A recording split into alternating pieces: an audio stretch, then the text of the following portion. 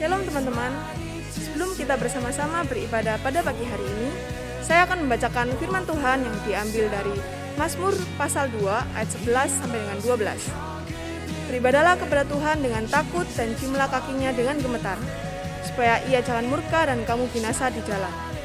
Sebab mudah sekali murkanya menyala. Berbahagialah semua orang yang berlindung padanya.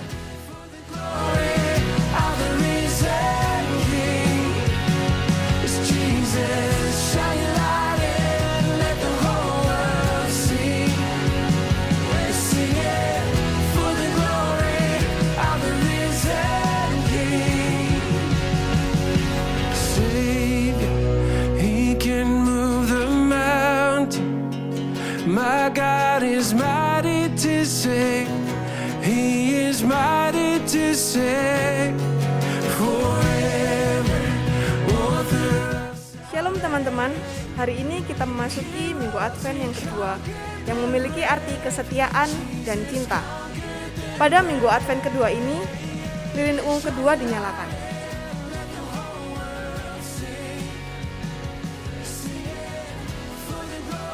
Dan mengingatkan kita untuk tetap setia mempersiapkan jalan bagi kedatangan Tuhan. Kita diminta untuk menyiapkan hati dan cinta demi menyambut kedatangan Kristus. Seperti ada tertulis dalam kitab nubuat-nubuat Yesaya, ada suara yang berseru-seru di padang gurun. Persiapkan jalan untuk Tuhan, luruskanlah jalan baginya, setiap lembah akan ditimbun, dan setiap gunung dan bukit akan menjadi rata. Yang berliku-liku akan diluruskan, yang berlekuk-lekuk akan diratakan, dan semua orang akan melihat keselamatan yang dari Tuhan.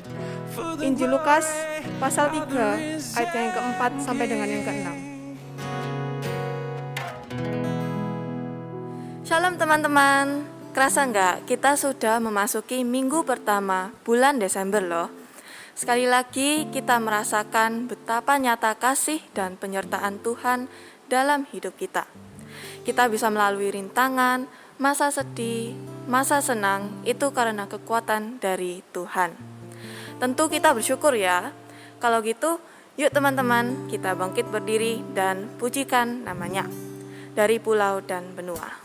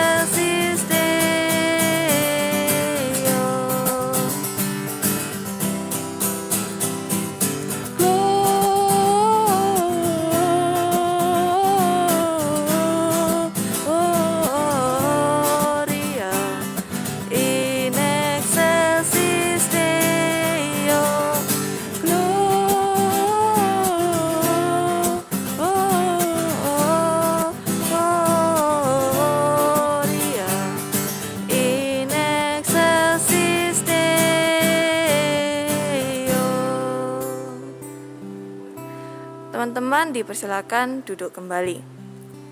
Tuhan kita patut ditinggikan dan dipuji. Tetapi apakah itu sudah terlihat dari tingkah laku kita? Beberapa kali kita jatuh dalam dosa dan melakukan kesalahan. Tetapi Tuhan itu selalu menunggu kita kembali pada jalan yang benar. Mari kita ambil saat ini untuk mengakui kesalahan dan dosa kita pada Tuhan. Mari kita berdoa. Tuhan Yesus, terima kasih atas berkat-Mu selama seminggu ini. Tetapi kami tahu Tuhan, bahwa kami telah beberapa kali menyakiti hati-Mu dan hati orang-orang di sekitar kami.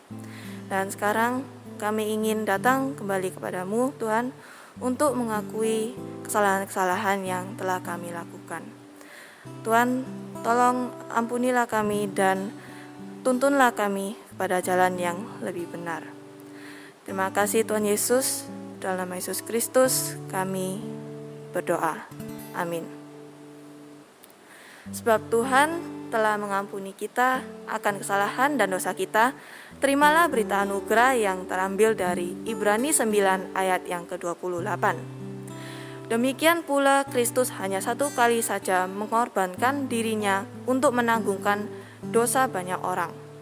Sesudah itu, ia akan menyatakan dirinya sekali lagi tanpa menanggung dosa, untuk menganugerahkan keselamatan kepada mereka yang menantikan Dia. Dan terimalah petunjuk hidup baru yang terambil dari 1 Korintus 15 ayat yang ke-58. Mari kita bacakan bersama-sama.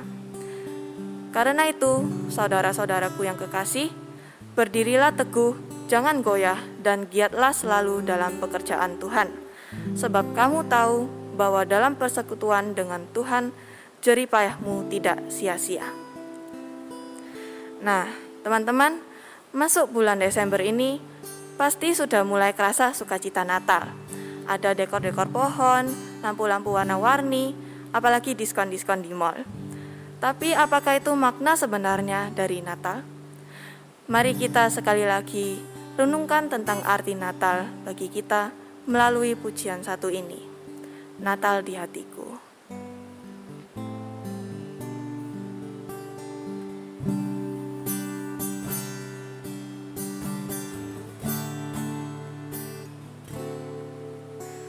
Seperti balungan,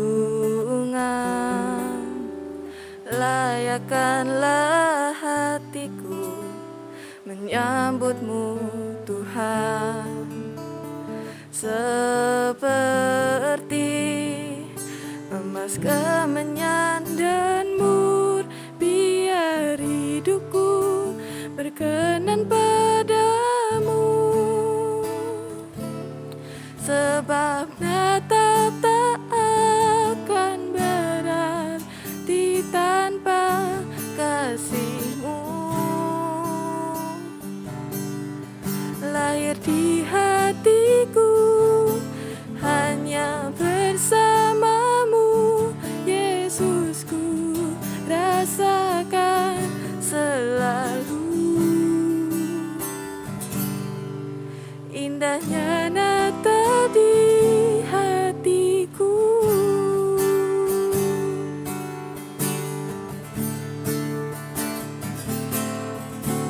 Seperti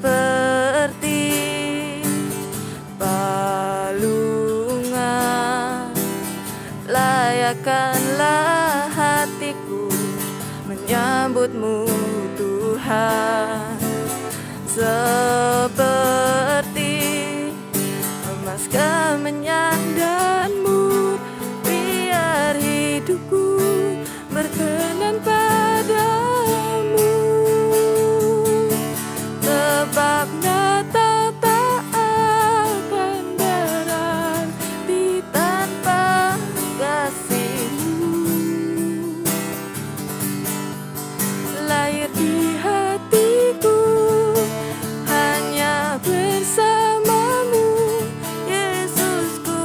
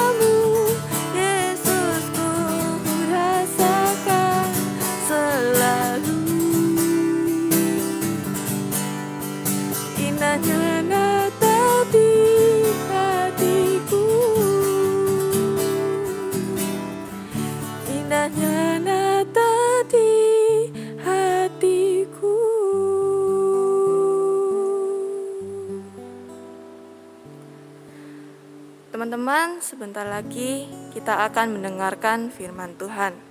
Mari kita mempersiapkan hati dan pikiran untuk menerimanya.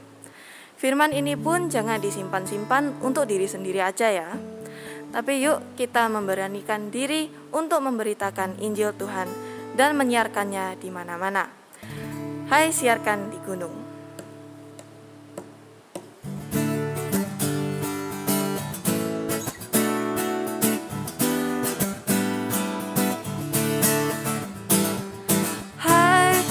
Siarkan di gunung, di bukit dan di mana jua. Hai, siarkan di gunung, lahirnya Almasih.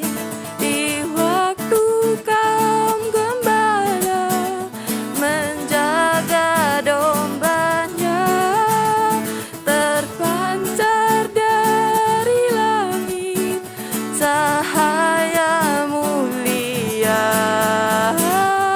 Hai, siarkan di gunung, di bukit dan di mana jua. Hai, siarkan di gunung, lahirnya Almasih.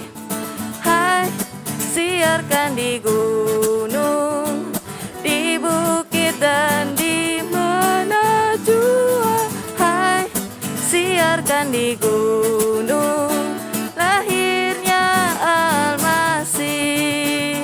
Gembala sangat takut ketika mendengar nyanyian bala surga, gempita menggelegar.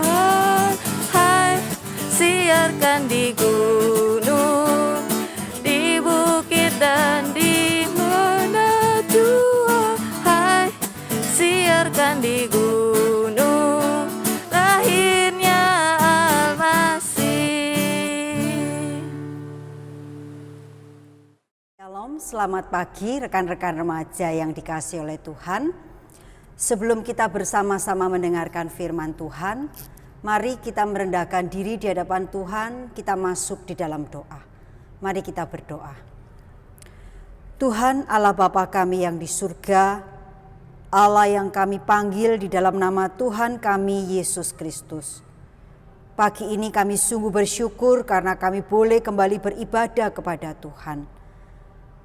Kami mengundang Roh Kudus untuk menolong kami, membimbing kami, supaya kami mengerti firman Tuhan yang akan kami dengarkan pada pagi hari ini. Urapilah hamba-Mu yang akan menyampaikan, persiapkanlah setiap kami yang mendengarkan. Hanya di dalam nama Tuhan Yesus kami berdoa. Amin. Mari rekan-rekan remaja yang dikasihi oleh Tuhan, saya mengajak kita untuk membuka 3 bagian firman Tuhan. Yang pertama kita akan melihat di dalam Lukas pasal yang ketiga, ayat yang keempat sampai dengan ayat yang keenam. Lukas pasal yang ketiga, ayat yang keempat sampai dengan ayat yang keenam. Demikian bunyi firman Tuhan. Seperti ada tertulis dalam kitab nubuat-nubuat Yesaya. Ada suara yang berseru-seru di padang gurun. Persiapkanlah jalan untuk Tuhan, luruskanlah jalan baginya. Setiap lembah akan ditimbun dan setiap gunung dan bukit akan menjadi rata. Yang berliku-liku akan diluruskan, yang berleku-leku akan diratakan.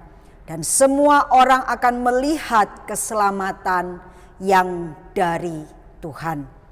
Kemudian kita melihat lagi di dalam Yohanes pasal yang ke-14 ayat yang ke-6. Injil Yohanes 14 ayat yang ke-6. Demikian bunyi firman Tuhan. Kata Yesus kepadanya, "Akulah jalan dan kebenaran dan hidup. Tidak ada seorang pun yang datang kepada Bapa kalau tidak melalui Aku." Yang terakhir kita melihat di dalam Kisah Rasul pasal yang keempat ayat yang ke-12. Kisah Rasul 4 ayat 12. Dan keselamatan tidak ada di dalam siapapun juga selain di dalam Dia. Sebab di bawah kolong langit ini tidak ada nama lain yang diberikan kepada manusia yang olehnya kita dapat diselamatkan. Demikian jauh pembacaan firman Tuhan. Rekan-rekan remaja yang dikasihi oleh Tuhan, izinkanlah saya memulai khotbah ini dengan sebuah pertanyaan untuk rekan-rekan sekalian.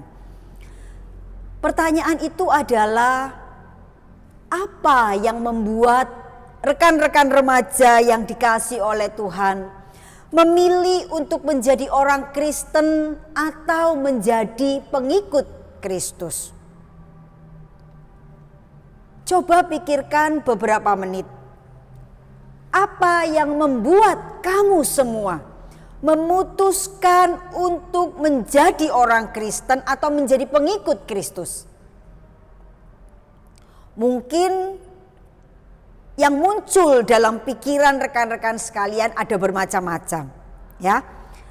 Mungkin ada yang menjawab begini, saya jadi orang Kristen atau jadi pengikut Kristus karena mama dan papa saya orang Kristen.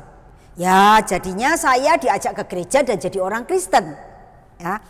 Atau ada yang mengatakan begini, keluarga besar saya itu mulai kakek, nenek, tante, papa, mama, sepupu-sepupu saya semuanya itu orang Kristen. Ya jadinya saya ya harus jadi orang Kristen dong. Masa keluarga saya Kristen, saya enggak Kristen, ya. Atau ada juga mungkin yang menjawab begini, saya jadi orang Kristen karena saya sekolah di sekolah Kristen. Jadi ya agama saya yang saya tahu ya Kristen, jadilah saya orang Kristen. Jawaban-jawaban ini tidak salah. Tetapi rekan-rekan yang dikasihi oleh Tuhan, jawaban ini tidak cukup. Kalau kamu jadi orang Kristen karena orang tuamu Kristen, atau karena keluarga besarmu Kristen, atau karena sejak kecil kamu Kristen, itu saja tidak cukup. Kamu perlu memiliki alasan yang jelas. Kenapa saya memilih jadi orang Kristen? Kenapa saya memilih jadi pengikut Kristus? Kita harus tahu alasannya saya memilih Kristus. Supaya ketika kita tahu alasan kita yang jelas, kita akan mengerti betapa berharganya mempercayai Kristus. Betapa berharganya memiliki Kristus dalam kehidupan kita. Sehingga kalau suatu saat datang ujian iman kepada kita, datang kesulitan atau penganiayaan, datang penderitaan atau tawaran-tawaran yang menggiurkan, yang membuat kita tergoda untuk meninggalkan Kristus, maka kita punya alasan yang cukup kuat. Kita punya alasan yang jelas mengapa saya tidak boleh meninggalkan Kristus. Betapa berharganya Kristus yang saya percayai, sehingga saya tidak akan menukarkan iman saya dengan apapun juga, baik tawaran yang menggiurkan ataupun harta kekayaan. Nah, rekan-rekan remaja yang dikasihi oleh Tuhan, kita perlu tahu mengapa kita memilih Kristus. Mengapa kita memilih percaya kepada Kristus? Mengapa kita memilih menjadi orang Kristen? Alasan yang paling penting dan paling utama mengapa kita memilih menjadi pengikut Kristus adalah karena hanya Kristuslah yang mampu menyelamatkan kita dari dosa. Hanya Kristuslah yang berkuasa atau yang perkasa untuk bisa menyelamatkan kita dari dosa dan hukuman maut. Rekan-rekan remaja yang dikasihi oleh Tuhan, kita pasti sering mendengar orang mengatakan, bahwa semua agama itu sama, semua agama itu bisa menyelamatkan. Benarkah demikian? Kita mungkin juga sering mendengar ajaran-ajaran yang mengajarkan kepada kita bahwa manusia itu bisa selamat dengan berbagai cara, dengan upaya dan usahanya sendiri. Kalau kita perhatikan agama-agama di sekitar kita atau kepercayaan-kepercayaan di sekitar kita, mereka mengajarkan bahwa mereka bisa selamat dengan cara berbuat baik. Mereka mengatakan bahwa mereka bisa dihindarkan dari hukuman neraka atau hukuman maut dengan beramal, dengan berpuasa, dengan rajin berdoa, atau dengan melakukan ritual-ritual keagamaan yang lain. Ajaran-ajaran agama juga mengatakan kalau kamu berbuat baik, enggak berbuat jahat, enggak mencuri, enggak membunuh, enggak memfitnah, maka kamu bisa menghindari hukuman maut. Kamu bisa menghindari neraka dan masuk ke dalam surga. Rekan-rekan remaja yang dikasihi oleh Tuhan, dosa tidak bisa diselesaikan dengan perbuatan baik. Semua ajaran-ajaran di dunia seringkali mengajarkan kalau kamu berdosa, kamu bisa mengurangi dosamu dengan berbuat baik. Kalau kamu berbuat jahat, kamu bisa diampuni ketika kamu itu melakukan hal-hal yang baik. Dan seringkali semuanya itu berpangkal kepada usaha dan kekuatan manusia sendiri. Artinya manusia harus berusaha berbuat baik, berusaha berbuat amal supaya dosanya ini dikurangi oleh perbuatan baiknya. Tetapi sesungguhnya firman Tuhan tidak mengatakan demikian. Kalau kita pelajari di dalam firman Tuhan dikatakan di dalam Roma 3 ayat 23, upah dosa adalah maut. Artinya apa? Bahwa kalau kita berdosa, maka hal yang pantas kita dapatkan adalah maut atau api neraka. Dan perbuatan baik itu tidak bisa menghilangkan akibat dari dosa, yaitu maut. Jadi rekan-rekan remaja yang dikasihi oleh Tuhan, tidak ada dosa yang bisa diselesaikan atau dibereskan dengan perbuatan baik. Dosa tidak bisa diselesaikan dengan amal. Dosa tidak bisa diselesaikan dengan memberi sedekah. Dosa tidak bisa dihilangkan dengan berpuasa. Dosa tidak bisa hilang karena bermacam-macam ritual keagamaan yang kita lakukan. Lalu dosa harus diselesaikan seperti apa? Firman Tuhan mengatakan dengan jelas dosa harus diselesaikan dengan penghukuman. Di dalam Yesaya dikatakan tidak ada pengampunan jika tidak ada penumpahan darah. Artinya bahwa dosa-dosa itu tidak dapat diselesaikan kalau tidak ada yang menerima hukuman dosa itu. Dosa hanya bisa diselesaikan dengan penghukuman. Tetapi rekan-rekan remaja yang dikasihi oleh Tuhan, Allah mengasihi manusia. Allah tidak mau manusia dihukum di dalam api neraka. Karena itu Allah memberikan Yesus Kristus untuk menanggung dosa-dosa kita, untuk menebus dosa-dosa kita, sehingga dosa-dosa kita bisa diampuni. Seperti yang saya katakan tadi, dosa tidak dapat diselesaikan dengan perbuatan baik. Yang namanya dosa itu harus diadili dan dihukum. Contohnya demikian. Satu ketika ada seorang bapak yang sangat jahat. Dia melakukan perbuatan yang jahat kepada istri dan anak-anaknya. Sampai kemudian istri dan anak-anaknya ini meninggal dunia. Menurut kamu, bapak atau suami yang jahat ini harus dihukum. Betul nggak ya? Lalu suami yang jahat ini ditangkap polisi, dibawa ke pengadilan, lalu diadili oleh hakim. Nah, ketika dilakukan pengadilan ternyata ditemukan bapak ini seorang yang jahat. Dulu istrinya waktu masih hidup sudah sering dianiaya. Dan yang terakhir dia menganiaya dan membuat istri dan 3 orang anaknya itu meninggal dunia. Nah, sebagai hukumannya ditentukan bahwa bapak ini akan dihukum hukuman mati. Nah, menurut keadilan karena dosanya yang besar ini, karena kejahatannya yang besar ini, bapak ini harus dihukum mati. Nah, menurut kamu bisa enggak kemudian bapak ini datang kepada hakim? Pak Hakim, saya ini orang yang kaya raya, saya punya banyak sekali harta. Saya jangan dihukum mati wis.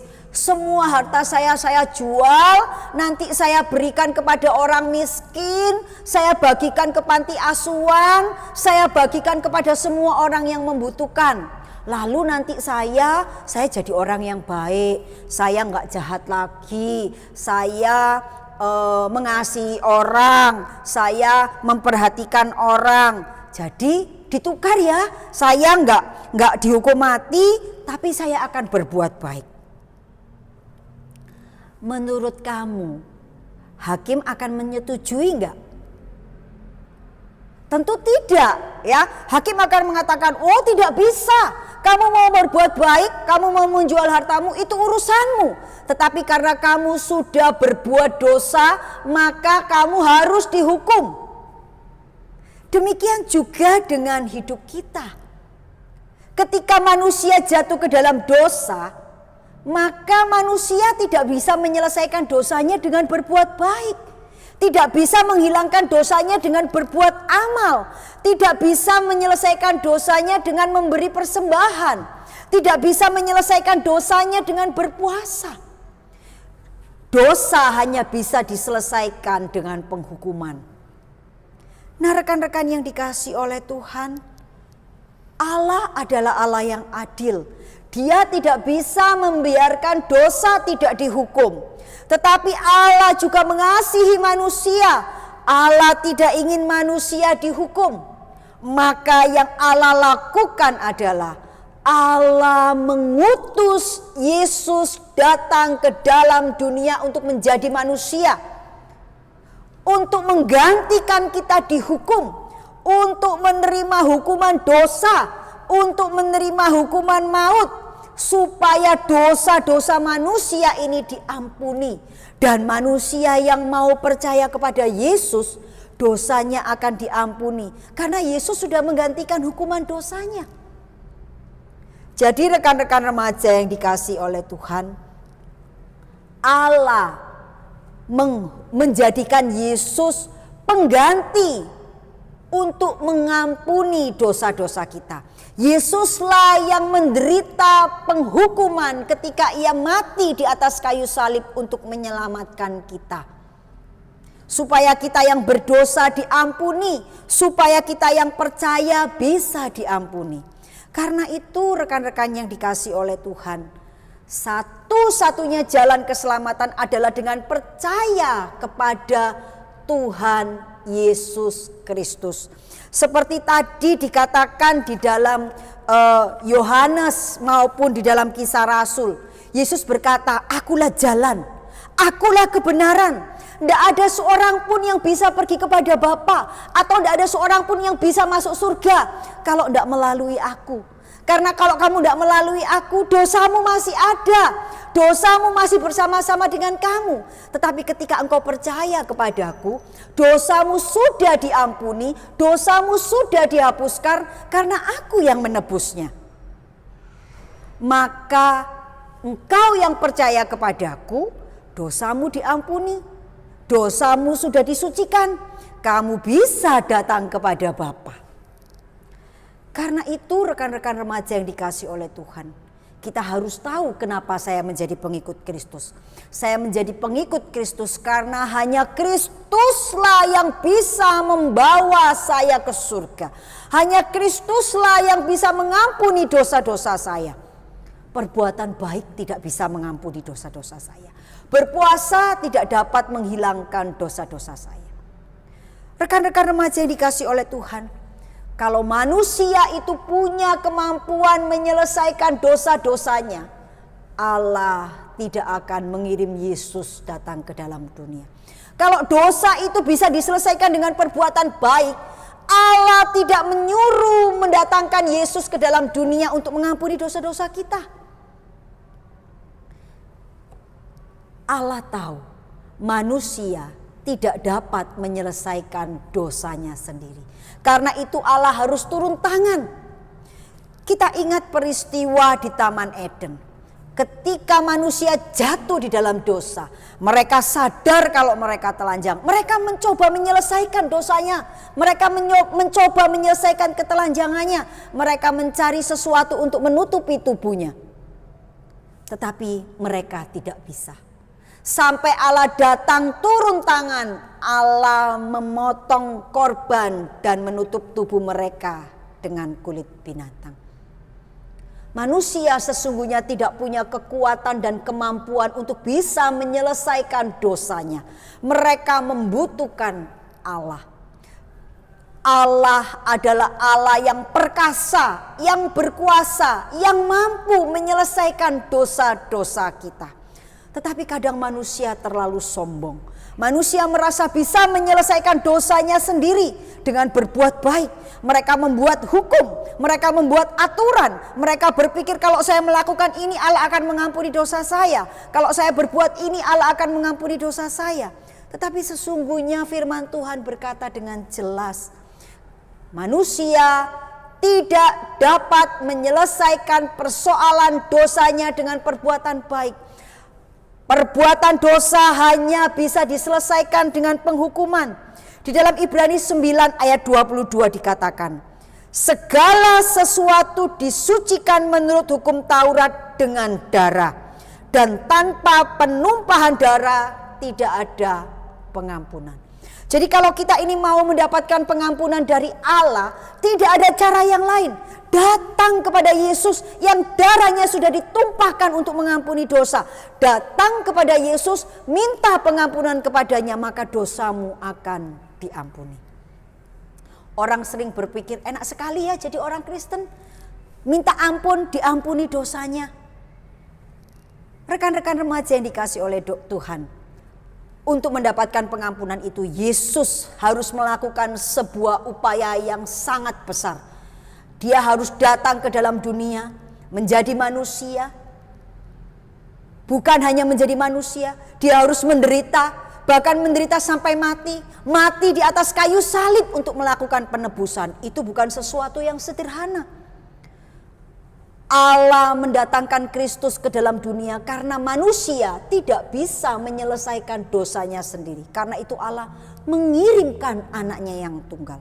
Allah tahu manusia tidak bisa menyelesaikan urusan dosanya sendiri. Manusia membutuhkan Allah. Karena itu sebagai manusia yang sudah diberi jalan, diberi anugerah, diberi kesempatan, mengapa kita harus menjadi seorang yang sombong dengan mengatakan, tidak perlu, aku mau berbuat baik, aku mau melakukan ini, aku mau melakukan itu untuk selamat. Rekan-rekan remaja yang dikasihi oleh Tuhan, menerima anugerah keselamatan sepertinya terlihat mudah, ya. Kamu hanya perlu datang kepada Yesus, percaya kepada Yesus, memohon pengampunannya, maka dosamu akan diampuni dan kamu boleh menjadi anak Allah, yang artinya kamu bisa masuk ke dalam surga. Tetapi setelah kamu menerima Yesus, setelah kamu beroleh keselamatan, maka kamu punya tanggung jawab yang besar, yaitu hidup benar di hadapan Tuhan. Orang Kristen tidak boleh merasa, aku sudah diampuni, kalau gitu aku boleh hidup seenaknya. Tidak. Kalau kamu melakukan itu berarti kamu tidak sungguh-sungguh percaya kepada Yesus. Karena kalau kamu sungguh-sungguh percaya kepada Yesus, kamu akan menghargai pengorbanan Kristus. Engkau tahu betapa Kristus harus menderita dengan begitu luar biasa untuk menyelamatkan kita. Dan kalau kita sudah menerima anugerah keselamatan, kita tidak akan bermain-main dengan dosa. Rekan-rekan remaja yang dikasihi oleh Tuhan, manusia tidak bisa menyelesaikan dosanya sendiri. Dosa tidak bisa diselesaikan dengan perbuatan baik. Dosa tidak bisa diselesaikan dengan berbuat amal. Dosa tidak bisa diselesaikan dengan memberi persembahan. Dosa tidak bisa diselesaikan dengan ritual-ritual keagamaan. Dosa hanya dapat diselesaikan oleh Yesus dengan cara mati di atas kayu salib. Karena itu Allah turun tangan. Manusia memerlukan Yesus untuk menyelamatkan manusia dari dosa. Karena itu orang percaya, kita yang percaya kepada Yesus, kita yang memiliki iman kepada Yesus, kita yang meletakkan kepercayaan kita kepada Yesus, maka kita akan memperoleh hidup yang kekal. Jadi sekali lagi rekan-rekan remaja yang dikasihi oleh Tuhan, saya mengingatkan kepada kita bahwa keselamatan itu hanya ada di dalam Yesus Kristus. Karena dosa tidak dapat diselesaikan dengan perbuatan manusia. Dosa hanya dapat diselesaikan dengan penghukuman, dan penghukuman itu sudah ditanggung oleh Yesus. Yesus sudah menggantikan kita dihukum, sehingga kita yang percaya kepadanya tidak lagi dihukum. Kita akan memperoleh hidup yang kekal. Jadi rekan-rekan remaja yang dikasihi oleh Tuhan, kita mungkin bertanya, kenapa harus Yesus yang dihukum? Karena sesungguhnya orang yang bisa menggantikan orang lain adalah seseorang yang tidak berdosa. Dan di dunia ini tidak ada orang yang tidak berdosa. Karena itu Allah mengirim anaknya ke dalam dunia untuk menjadi manusia yang menggantikan dosa-dosa kita. Kenapa orang berdosa yang lain tidak dapat menggantikan hukuman dosa orang lain? Contohnya begini. Misalnya ya, ada dua penjahat ada di dalam penjara.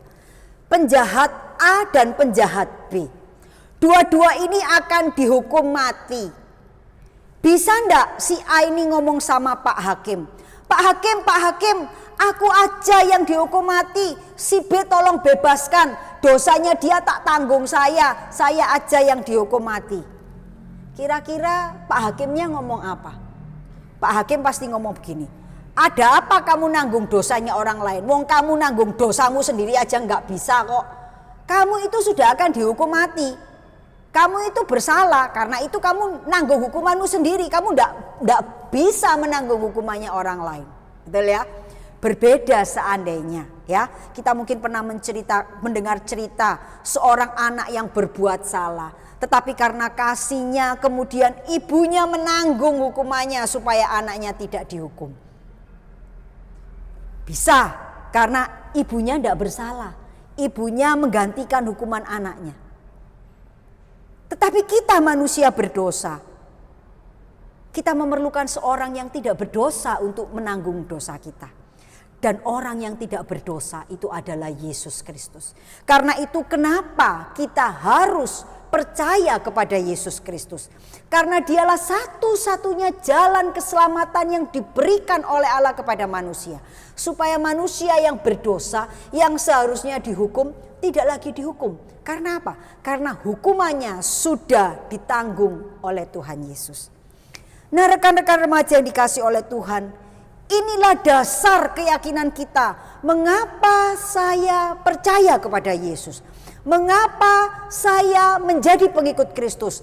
Karena hanya melalui Yesuslah saya bisa diselamatkan. Hanya melalui Yesuslah dosa-dosa saya akan diampuni. Hanya melalui kematian Kristuslah saya bisa memperoleh kerajaan Allah di dalam surga. Rekan-rekan remaja yang dikasihi oleh Tuhan, kebenaran ini tidak boleh membuat kita menjadi sombong. Ini loh, cuman aku tok yang selamat. Bukan. Tetapi keyakinan ini harusnya mengingatkan kepada kita betapa berharganya Tuhan Yesus. Betapa berharganya Yesus untuk menjadi Tuhan kita. Sehingga kita tidak dengan mudah, dengan sembarangan kemudian meninggalkan Yesus hanya demi harta, hanya demi kedudukan, atau hanya demi pasangan, pacar atau kekasih, laki-laki atau perempuan yang menurut kita cocok dengan kita. Lalu kita meninggalkan Tuhan Yesus demi sesuatu yang lain.